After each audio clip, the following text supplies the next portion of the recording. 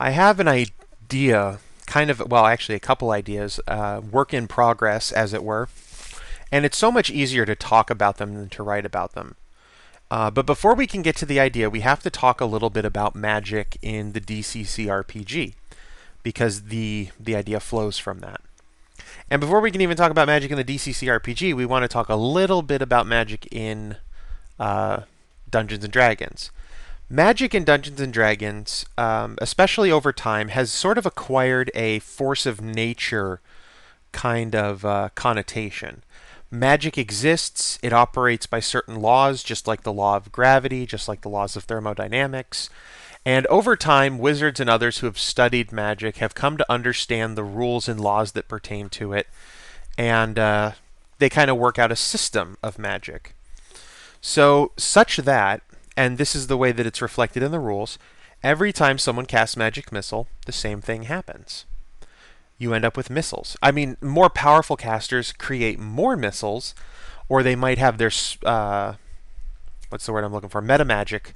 They might apply meta magic to change the casting a little bit, but every time anyone casts Magic Missile, everybody knows what's going to happen because magic works according to certain laws. Wizards manipulate those laws or work according to those laws, and effects are generated. In DCC RPG, this is not how magic works. If you know how to cast a spell, like you're a wizard in DCC, you've learned how to cast a spell. Maybe the first time you ever learned this spell, you managed to learn it off of a scroll or what have you. And later on in your adventure, you find another scroll. And you manage to decipher the scroll. And you manage to try and, read the skull. The skull. Yes, the spell was etched into the bone of a skull.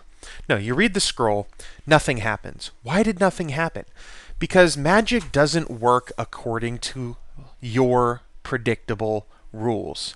Magic is unpredictable, unsafe, very dangerous, and definitely not subject to the understanding of a mortal mind like a human being.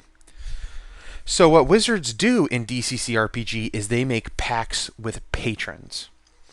Now, a patron is some otherworldly, incredibly powerful, intelligent, wise entity that the wizard says, I will I will serve you, I will do favors for you, I will offer you blank, blank, blank, and in return, you grant me this arcane knowledge and power.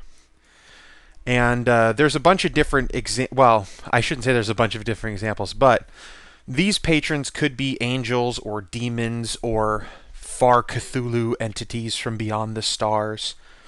All kinds of different things could serve as a patron. But the general idea is that they should be inhuman. Your patron isn't a more powerful wizard. Your patron is something inhuman, something otherworldly. And in the book, you might be wondering why you're staring at a snake, but we'll get to that later too. And I'm wondering why you're wondering that 3.5 minutes in the video. In the book, they give us an example, and that is Bobug Bubbles. I'm not sure exactly how to say that. One of the things that happened a lot in old school D&D, and especially in the source material, what is called Appendix N, which I might have mentioned before, but just to rehash it. Appendix N was in the original Player's Handbook, or was it Dungeon Master's Guide for Advanced Dungeons and Dragons, and it listed fiction, stories for people to read to get into the mindset and the mood for D&D. So it sent people to read things like Tolkien and things like Fard and the Grey Mouser and things like Conan the Barbarian by Robert E. Howard, Jack Vance's Dying Earth series. And a lot of that is what is inspiring the DCC RPG. And so what we have here, and let me see here, click. There we go. That's a little bit better. What we have here is a name like Bobug Bubbles. I'm not again, I don't know exactly what emphasis to place on that.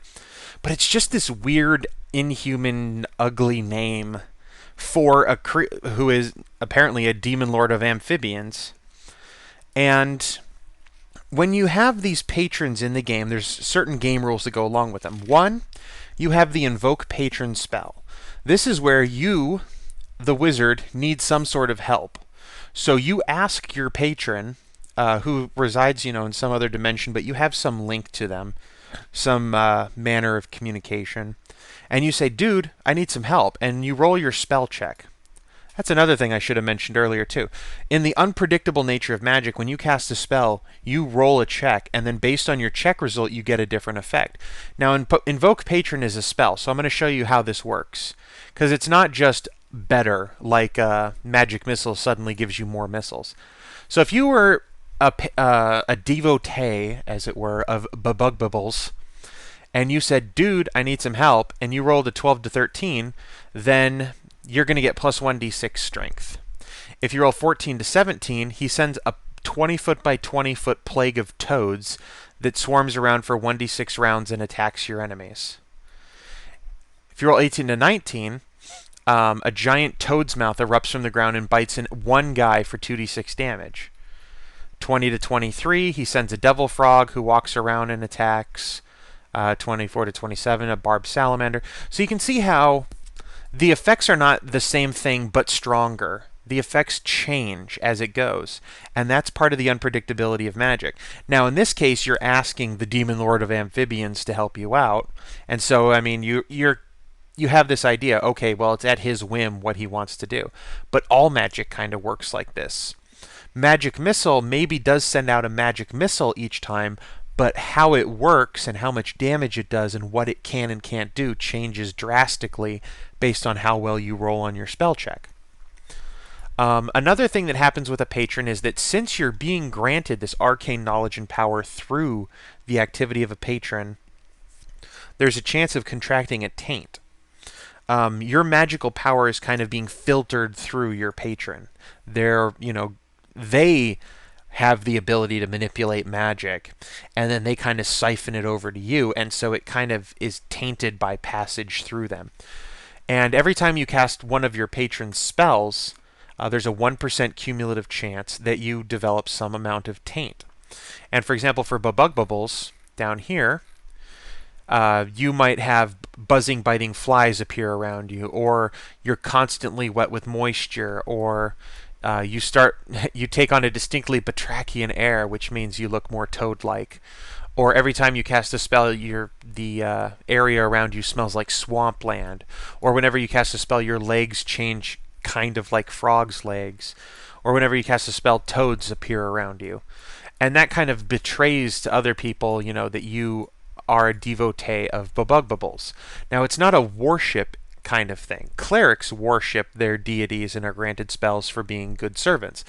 You made a deal with this entity, and as such, you offer something up and they give you something in return. So it's not, there is sort of a master-servant relationship going on, but it's not a god and cleric relationship. And then these are just the spells that he has. Now, on the message boards for the game, someone had made up their own patrons. Since this is the only example that's given in the book, the only patron a wizard could take right now is Bubbles, and they didn't like that. So they made up Nectherazin, the ever-burning flame of the desert. And, of course, it has his Invoke Patron results, and his unique spells, and the taint results for him. And this guy, whipped this up in like a day, and then he came out with Selene Gerald, the Emerald Snake, the Coiled One, the Endless Beast. And again, same different thing, couple unique spells, does not have the taints written yet for the snake. But this is a big snake, and that's why there was a picture of a big snake. And then he made up, someone said, okay, well, there's a lot of these evil guys.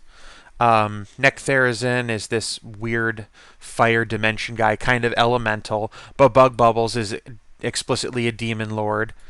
Selene Gerald, Celine Dion, the snake, is a deceitful and selfish demon, so he's another demon. And someone's like, well, what about a lawful or a good patron? Someone who's not evil from the depths of hell. So, literally in one day, the guy whips up Haviel, the six-winged wonder, the seraphim, the righteous knight of heaven. And again, comes up with its own Invoke Patron results, his own unique spells, and his own patron taint. So even though you're serving now like a good angel, maybe your appetite becomes more and more difficult to satisfy. So you're looking for something, and eventually you can't eat anything but holy water. You can't eat anything but fresh fruit and drink anything but holy water. Things like that. So this guy's like forcibly making you, good, but by his definition of good. So I decided, and this is where the 10 minutes in, the work in progress comes. I have Kizzithixx, the Lord of Chains, the bound one. There is in D&D a devil called the Caiphon, now called the Chain Devil. And this was the original picture for him in the 3rd edition monster manual. And what they had was all these spike chains around their body, and then they could change their face to look like a person that you know. And it wasn't like they were reading your mind and changing their face. It's just when you looked at their face, you saw someone you knew. And there's a couple other pictures. Like this is someone else's picture. Oop, you can't really see. His head gets cut off, unfortunately. But this is someone kind of redrawing this picture. You can see how close they look. And then there's another picture I found of just like a mummy with chains coming out of him. And then there's this guy who looks like a wizard who's casting some spell related to the Caiphon. Now, I took Caiphon and then I kind of changed it into Kizzithixx because, as you notice, the names all have these weird Celine Gerald, Necktherizan, Bubug Bubbles. There's all these weird, you can't say that kind of things to the name, so Kizzithixx. And then the only thing I've written so far is this, and that took me like an hour because I'm a perfectionist when I write, so I kept writing, deleting, rewriting, deleting, changing stuff around. Nothing from here down. You can even see that this is still Celine Gerald's stuff. I have to fill it back in. But Kizzithixx is one of these Chaiphons. He's a particularly powerful one. He's a devil. People make deals with him. It says here the bound one breaks those that he must bind, but rewards those who would bind themselves to him. And he's willing to offer you spells. But what I'm looking for, what I'm trying to work on right now is, one, there's the invoke patron results. If you ask him for help, what is he going to give you? And these should generally be completely different effects at each level. There's not like one big theme running through them. The spells are where you get the themes. And one of his spells, the theme is going to be, if you've watched the videos for Diablo 3, the Demon Hunter has this chain of spells where it literally creates chains between the enemies, and it slows the enemies down. And so I want something like that. And like the lower level versions of the spell, I'm not even looking at the screen now. I'm literally turning in my chair and staring at the wall so I can talk about it. The lower level versions, maybe chains just these chains appear and hang off the guy, and they're heavy, so they slow him down and make him, make it more difficult for him to attack. And then the next level, they wrap him up so he can't walk, or and maybe they wrap him up and he can't walk or attack. And then they come up and they've got barbs in them, so not only can he not move, but also he's taking damage every round. And then they come up and they've got barbs and they're on fire, so he's taking more damage every round. Or there's multiple chains, and so you're wrapping up multiple people and maybe even tying them together so that they can't move far apart from one another. So there's a bunch of little effects to add in there. There's not a lot of balance right now in the DCC RPG with respect to spells. For example, the magic missile spell is a big sticking point because the higher level magic missile spells, and by level I just mean spell check, if you roll up in the high 20s and 30s, it does more damage and outpaces the damage of a 3rd level spell like Fireball. If you roll the same results casting either one, the Fireball actually does worse damage, less damage than the same result on the 1st level magic missile spell. So I'm not so worried about mechanically and game mechanics balancing out the results. I'm trying to come up with ideas for them. The second idea I had for him is the fact that he can change his face, just like Chitin devils do. So there should be a line. His 2nd level spell will actually let you change your appearance to resemble other people. And at low levels, it's just a vague change. It'll change your face so that people don't recognize you. But as you get higher up, your face actually will change based on the person looking at you. So everybody sees the person they want to. And then I'm thinking for a third level spell, I wanted it to be a kind of charm effect, because if we go back up to the top here, you can see that Kizzithixx with the chains, the chain motif leads to a sort of slave motif. He's the master, and everybody else he binds in his chains, and they're his slaves and prisoners. So I wanted to come up with a sort of charm effect or a dominate effect where you actually take over a person, their actions. You dominate someone. Dominate is a D&D term. Charm means you change their attitude towards you. So someone, if you've charmed them, they look at you like a friend. With dominate, that's literal mind control. You get to choose what they do. You tell them, and they do. You become like, mind slave, that kind of thing. But then also, as I was coming up with Kizzithixx, I was thinking to myself, well, I want to make up 2 more patrons too. One of my favorite patrons, 4th edition had a kind of patron with their warlock class. They kept coming out with these names of otherworldly entities that warlocks made their pacts with in order to gain their spell powers. And one of them was called Caiphon. And it was just a violet star in space. And if you were on whatever planet you're on, I was going to say Earth, but this is D&D, you could see, through a telescope or maybe even with your naked eye, that there was a little, violet speck in the sky. And that was Caiphon. Not Caiphon, Caiphon. And you could contact, the entity Caiphon through dreams or through mystic rituals or what have you. So I wanted to make him up because he's an otherworldly entity, and he would be deliberately otherworldly. He would do things. I mean, he wouldn't actually speak to you. You would just get this kind of voice or notion, not in your forebrain, but in the back of your head, where it's kind of almost instinctual. And it would ask you questions in your dreams about weird things, like what is it like to breathe? What does it feel like to live? What does it feel like to eat? Because these are things that Caiphon, an entity that you have, can't be conceptualized. It's just a purple star in the sky. And one of the results, and that's what I wanted this for, one of the invoked patron is right here. This was from his idea with the snake eye, but it makes a brief appearance in the mortal world. It's a colossal serpent that moves looming in the sky, and he's so huge that he can be seen from miles away, but is often confused for something else. Any enemy of the caster sees it has to pass a will save. If you're successful, if you make your save, you're paralyzed. If you fail, you fall unconscious, and if you have less than 6 hit dice, you just die if you fail.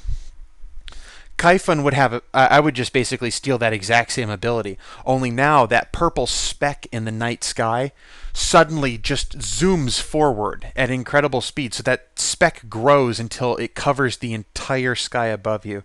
If you've ever seen one of those pictures where they show kind of like from the surface of a planet, like a moon hovering what looks to be like, a mile in the air, so it's just this massive landscape in the sky above you.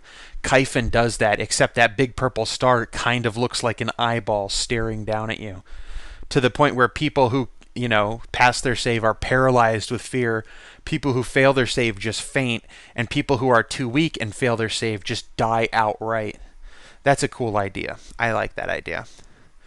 Finally, and I do like the snake one too. I especially like there's just this massive, humongous, colossal, moon-sized snake curling up in the sky and looking down at you, and you just die of fright, because humans have that instinctual fear of snakes. The final idea I had was, I'm like, okay, well now we have a demon, and now we have, not a demon, actually a devil, and now we have this otherworldly Cthulhu Caiphon entity. So what else can we do? And I thought, okay, let's do something fey. So I thought of like a faun, not a faun, satyr. So you have this this weird fey creature of a satyr. People say it different ways. It's a satyr. They have goat. The bottom half is goat, like their legs and up to their waist is goat, and then they have like a human torso, and then they have like goat-like features to their head. And they usually play like the pan pipes, like Pan, from Greek mythology, or if you know A Midsummer's Night Dream, Pan is in there. I think it's Pan. Maybe it's Puck. I don't remember. But so you'd have this guy, and I definitely see his name including a lot of G's, W's, L's, and Y's, and maybe an N and a D. Just something very Gaelic or Welsh looking, something that seems impossible to pronounce when you look at it the first time. And for him, I can see him. You don't interact physically with patrons very often, but I do definitely see, like, if you saw him or if you were whisked away to his fanciful forest realm, which during the daytime is like, it's a delight. It's a fairy tale world, but at night it becomes a fairy tale nightmare kind of thing. He would alternately appear, like anytime you caught him prancing through the tree or if you blinked or something, he would go from being this big muscular hairy goat guy to being this androgynous smooth-chested goat guy to being a goat woman. But his thing is all emotion. He's very big on emotion. So, and especially like strong passionate emotions like rage and lust and laughter, things like that. And he would offer, his spells would go more towards that. And of course, sometimes you have to make, with these patrons, you're making deals. So you have to understand not just, what is this patron like, but what is this patron going to ask for? Kizzithixx is like a slaver or, he imprisons and enslaves people. So he would want you to, find somebody maybe and chain them up and then sacrifice them. Caiphon is just completely weird, so who knows what he would ask for. But for him, definitely the more inhuman, not inhumane as in cruel, but inhuman as in what kind of request. And then of course, whatever his satyr name is, Glyllylnwyndd, less B's, more L's and D's. He would maybe for him you would sacrifice someone or something and he would snatch out. Maybe he would require you yourself to come into his realm and tell him a joke or something. Maybe something capricious like that. Who knows? These are the things I'm working on right now. Don't have a lot of free time to do it, but I'm thinking about it. I did have time during lunch today to write up one whole paragraph, which is why it takes forever. But if you have any ideas for a patron, that's fine. Or for effects, kinds of these invoke patron results, patron taint. Patron taint is usually one of the easier ones to come up with, although inventive ones are always more fun. And spells. For those kinds of ideas, I'm all ears. And that'll be it. Until next time, bye-bye.